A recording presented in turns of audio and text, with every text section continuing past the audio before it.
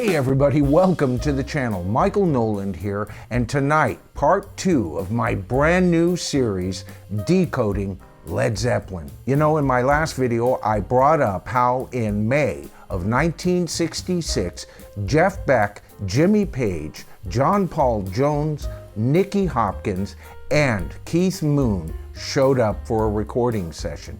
I also brought up how that session nearly brought us a Led Zeppelin, if not the Led Zeppelin. At the end of that video, I also summed up by saying Jimmy Page knew he had to find a drummer at least on the level of Keith Moon, and that he had to have total control to get this vision that he had in his head of a rock band that went far beyond anything he had experienced, especially with the Yardbirds. Now, we also discussed that shortly after those sessions, discussions broke down and that Jimmy Page and Jeff Beck both returned to the Yardbirds to tour. But the thought of creating something special never left Jimmy Page's mind. It was during their American tour that Jeff Beck had finally had enough, and basically it was at this point that individual members of the band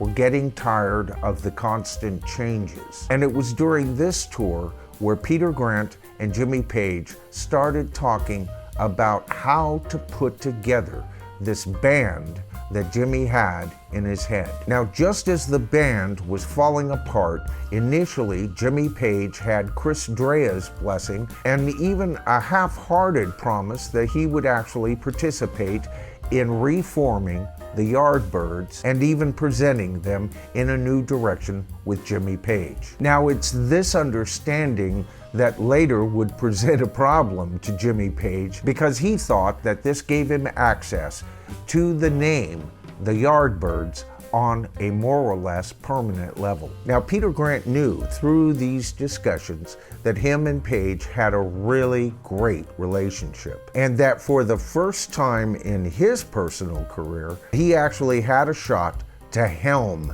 this massive new ship that was about ready to be launched, at least if Jimmy had his way. Now, with Peter Grant at this point actually putting feelers out for the very best drummer available, Jimmy turned his personal attention to the singers that he thought would fit into this group really nicely. Now, Jimmy's personal preference for a lead vocalist at this point was the terrific Terry Reid. And you know, Terry Reid did show some initial interest in that, but you know, looking back at that little bit of time, it's obvious that Terry Reid was not going to happen. Not for Led Zeppelin. But it's through those discussions that Terry Reid actually suggested to Jimmy Page a couple of new names: Robert Plant and John Bonham. When Jimmy then asked Terry about what this guy looked like, because after all, that's important, you need a good-looking frontman, right? Terry immediately told him, don't worry on that account.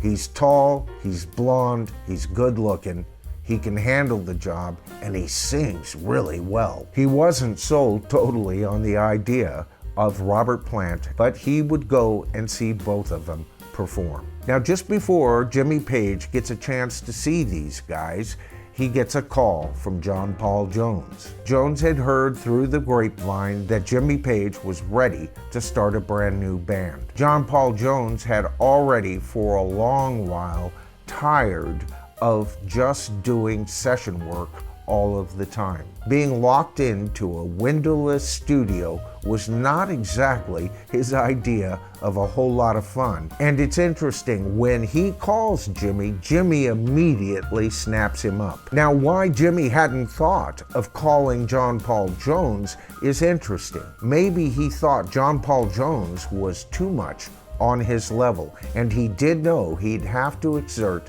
a total control, especially in the first couple of albums, to get this band to get the basic sound that he wanted. Either way, when John Paul Jones did call him, maybe he immediately reconsidered. Maybe he thought of all the times in the studio these two guys worked so perfectly well. Either way, John Paul Jones was not a hard sell for Jimmy Page at all. Now, while Jimmy's still making up his mind regarding Robert Plant, he sees John Bonham perform. He immediately knows he's got to have this guy. And who knows, this may have actually kept Robert Plant in the running. After all, the fact that Robert Plant and Bonham were friends was quite a bargaining chip, and so Jimmy Page wasn't throwing out the idea of having Plant singing lead at this point at all. The kid could sing after all, and damn, he was good looking. And that blonde hair would juxtaposition really nice with the darker black hair that Jimmy offered on stage. But it was also during this time that Page was also considering a third alternative for a lead vocalist, and that of course was Chris Farlowe. Chris had just recently had a bit of a hit with the Stones song Out of Time, and Jimmy Page had even played guitar on that track. He was impressed with Chris's vocal capabilities, and Page still had feelers out there for Chris Farley at this point to sing lead for the Yardbirds, or at this point, the new Yardbirds. Now, even before John Paul Jones gave Jimmy Page a call regarding this brand new group, Chris Dreja, of course, had backed out. And it's at this point when Jimmy is really putting the band together, really for the first time, that he gets a cease and desist order from Chris Dreja, and it's during these discussions that Peter Grant reminds Jimmy of the joke that Keith Moon brought up during those 1966 sessions, that if a powerful band like that was ever created, it would probably go over like a lead balloon, or as Jimmy Page remembers it, like a Led Zeppelin. Now, as they discussed the possibility of this name, Peter Grant immediately started using his pencil and started writing it out, and he didn't like the fact that lead, spelled L-E-A-D, could also read lead, like lead guitarist. So brilliantly, he dropped the A. L-E-D not only was an original way of spelling lead, but there's no mistaking of the pronunciation of that first part of the name. And think about that. A Led Zeppelin would not be a lighter than air ship. It would be a ship that would need thrusters. Jimmy's magnificent guitar playing and later his songwriting capabilities, along with his superior producing capabilities, and people don't even mention that he was already quite a capable engineer in his own right, provided three of the mighty thrusters this machine would need to take flight. With John Paul Jones, again later with songwriting, his abilities as an arranger, and being a multi-instrumentalist, three more magnificent thrusters were added to this beast of a machine. And with Robert Plant's latent lyricist abilities and songwriting capabilities and the greatest voice that rock and roll had ever heard, two more magnificent thrusters were added to the machine.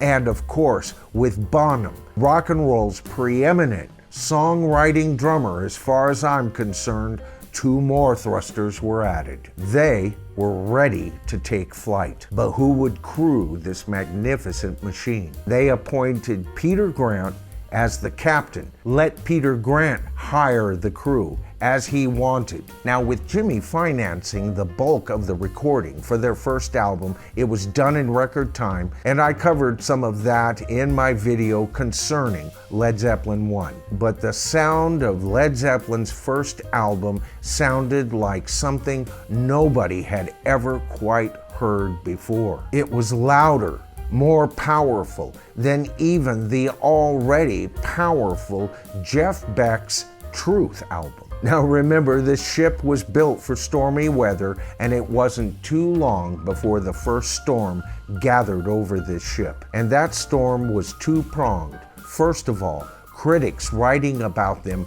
negatively in many of the world's top magazines. And the second, many of those critics bringing up that Led Zeppelin didn't actually write most of their material. And the fact that writing credits were claimed on this album irritated those critics even further. There was How Many More Times, based on Howlin' Wolf's How Many More Years, with a little bit of Albert King's The Hunter thrown in, as well as a bass line straight from the Yardbirds' Smokestack Lightning. Then there was Babe, I'm Going to Leave You, which was credited on the album as being a traditional song arranged by Jimmy Page, an arrangement that sounded very close to Ann Cretin's version, a version that was heavily influenced by Burt Lloyd before her even. Then there was Black Mountainside, which sounded suspiciously close to Burt Jantz's Black Waterside.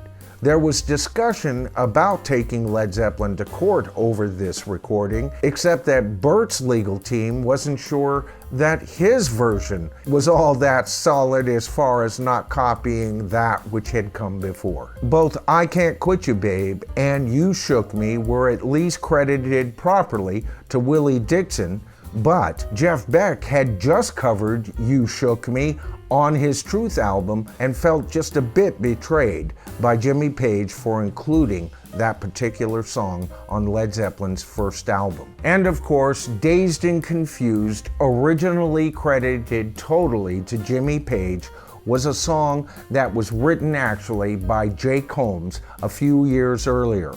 Later, Led Zeppelin corrected that faux pas, but it stood for years. But you know, for all the criticism that Led Zeppelin gets here from the critics, guess what? They weren't the first to do this. It could be said David Bowie ripped off the Stones with his Rebel Rebel, that the Stones ripped off Bo Diddley with their Not Fade Away. Page himself had already done this with McCartney and Rolfe in the Yardbirds, claiming credit for Drinking Muddy Water based on Muddy Waters' Rolling and Tumbling. Over in the United States, the Beach Boys' Surfin' USA sounded a whole lot like Sweet Little 16 by Chuck Berry. Jeff Beck's Rock My Plimsoll was a thinly disguised version of B.B. King's Rock Me Baby. John Lennon would complain that Bob Dylan's Fourth Time Around was a rip-off of Norwegian Wood, and others would complain that his magnificent All You Need Is Love was nothing more than a rip-off of Three Blind Mice, right? Muddy Waters would rip off Robert Johnson. A.P. Carter would rip off the entire Appalachian area on songs that were brought over originally from England based on Celtic tunes. To this day, he is considered the writer to Will the Circle Go Unbroken? Now, I could bring up dozens of more instances where this occurred in the music industry, and it doesn't make it right when somebody claims writing a song when they haven't actually done it. But this was also a device that many professional artists, as well as producers and managers, used all of the time in the music industry. And it's good that Led Zeppelin over the years have become much more transparent than they were on this first album. And while it's true that even more transparency is probably due from Jimmy Page and crew, it is also true that this album is one of the most magnificent events in rock and roll history. Now, as far as I'm concerned, to really understand this album, you have to take a look at what it was. And by that, I mean, this wasn't so much as a brand new statement, a brand new direction, although it certainly was that. It was also a culmination of every single thing musically that Jimmy Page had ever learned in his entire life. For the past 2 years, he had been involved in sessions that were freestyling. Improvisation was king, and he had come up with a ton, literally a ton, of brand new licks to supply Led Zeppelin for the next 10 years. During his studio years, he had paid attention and had become one of the best producers on planet Earth, and nobody saw him coming. He was already a fantastic engineer, and many of the engineers that would continue to work with him worked more or less as a second engineer many times. When he had to explain to Glenn Johns how to achieve a backwards echo, that was an engineer's trick, not a producer's trick. Instead of miking the amplifiers from a distance, as was the wont in those days, he put those mics smack up against those amps, sometimes behind them. And all of the close miking techniques that had now become the norm, that just a few years ago was brand new, techniques that the genius Jeff Emmerich developed for the Beatles, Jimmy was already reverse engineering. He would bring those mics back further from the drums. And here's another thing, no isolating of the drums. Even the Beatles would put up baffles for Ringo and even go to the point of recording him by himself for a good separation. Jimmy didn't worry about this. There was just such a sound that Bonzo was capable of creating in a real three-dimensional room. He wanted that faithfully replicated. And by putting Bonzo's drums in the recording room proper, there was leakage. And many people would complain that wasn't smart, especially if there was leakage between the drums and the lead vocalist. Jimmy was undaunted. He merely saw that as a special effect to the album. And then there's the trust by the three more junior members of Led Zeppelin. Even John Paul Jones, with all of his experience, backed away a bit on this album and let Jimmy achieve that Zeppelin sound that they could further build on in the future. You know, the critics had their way with this album, didn't they? They hated it. They tried every trick in the book to put Led Zeppelin down in almost every article printed about Led Zeppelin. But you know, it was the fans at the time that actually went and saw this band live and listened to this record with open ears and an open mind that defined the redirection of rock and roll right along with this magnificent band. Starting with this record, Led Zeppelin would continue to rule the rock universe for the next 11 years. Okay, so if you've been seeing any names here as I've been wrapping up this video, those are brand new subscribers, folks. At the end of all my videos, I always try and give them a shout out. It's my way of saying thanks for joining the tribe. And you know what? They found it real easy to do so. All they did was hit that subscribe to the tribe button, and of course they hit the top bell notification, and every one of them have been notified of all my future videos. To those of you who have shared our videos, thank you. Some great things have happened regarding your sharing our videos, and this channel has grown as a result. And if you've enjoyed the video, please consider giving us a thumbs up. It helps the YouTube algorithm better recognize us, and my videos get out to a wider audience. And if you do so, thank you in advance. All right, so that about covers the video for tonight. I'm Michael Nolan. This is The Bottom Line, and I'll see you in my next video.